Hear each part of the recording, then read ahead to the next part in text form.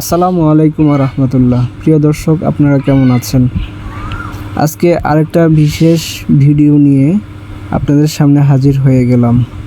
প্রিয় দর্শক, এই যে এখানে গাছে ভরা বা গাছগাছালি দেখতে পাচ্ছেন, এটা হলো আমাদের বাড়ির পূর্ব পাশের একটা বাগান আমাদের।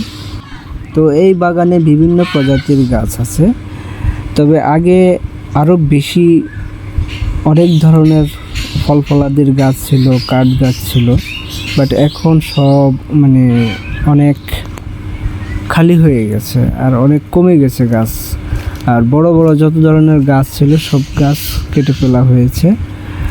আর অনেক গাছ ঝড় তুফানে নষ্ট হয়ে গেছে বা পানিতে, বৃষ্টির পানি জমে জমে এই বাগানের গাছগুলো নষ্ট হয়ে গেছে। তো আজকের ভিডিওটা আসলে এইসব বিষয় নিয়ে না, আজকে ভিডিওটা হলো এই যে দেখতে পাচ্ছেন একটা ফিলার, এই বাগানের ভিতর দিয়ে একটা ফিলার, এখানে পল্লী বিদ্যুতের একটা ফিলার এখানে এসে বসছে। আসলে ফিলারটা আমাদের কোনো প্রয়োজনে এখানে বসানো হয়নি।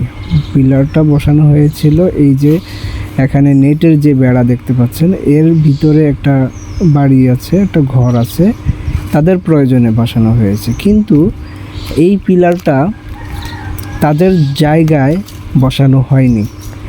আর কেন বসানো হয়নি, কি হয়েছিল, বিস্তারিত ঘটনা আপনাদের সামনে তুলে ধরতেছি। যখন আমাদের বাড়িতে কেউ ছিল না, প্রথমে তারা আমার আব্বার কাছ থেকে হয়তো অনুমতি নিয়েছিল, আমি যেটা শুনতে পেয়েছি। অনুমতি এভাবে নিয়েছিল যে আমরা এই ভিতর দিয়ে একটা ড্রপ লাইন টেনে নেব। হ্যাঁ, তাদের জায়গার মধ্যে একটা পিলার বসানো হবে, প্রয়োজনে তারা আমরা এভাবে বলছে, আমরা এখান থেকে লাইন টেনে করতে পারবো। তো আব্বা হয়তো এটা পজিটিভলি চিন্তা ভাবনা করে অনুমতি দিছে।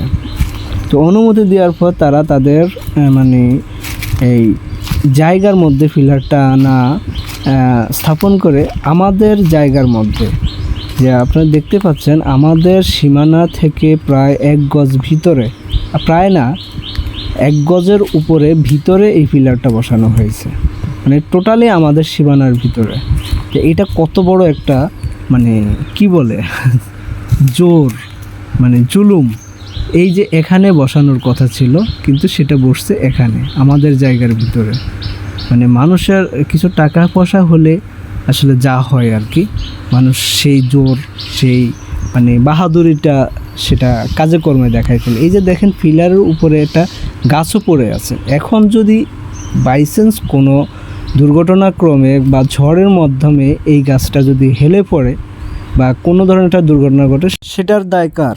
দেখেন, আমি আসলে বিশেষ কারণ হলো এটা, এই যে দেখেন আরেকটা ড্রপ লাইন তাদের, এটা হলো তাদের শ্যালো, পানি সেচের শ্যালোর একটা ড্রপ লাইন।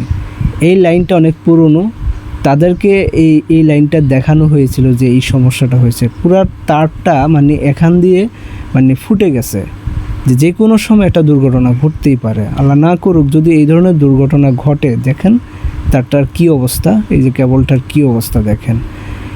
আমরা তাদের দেখাইছি, আজকে 2 মাস হয়ে গেছে প্রায়, কিন্তু তাদের এটার যথাযথ কোনো পদক্ষেপ নেয়নি। কিন্তু এটা তো একটু এমন একটু ব্যবস্থা করে রাখবে যে একটু সেফটি থাকে, সেটাও করেনি।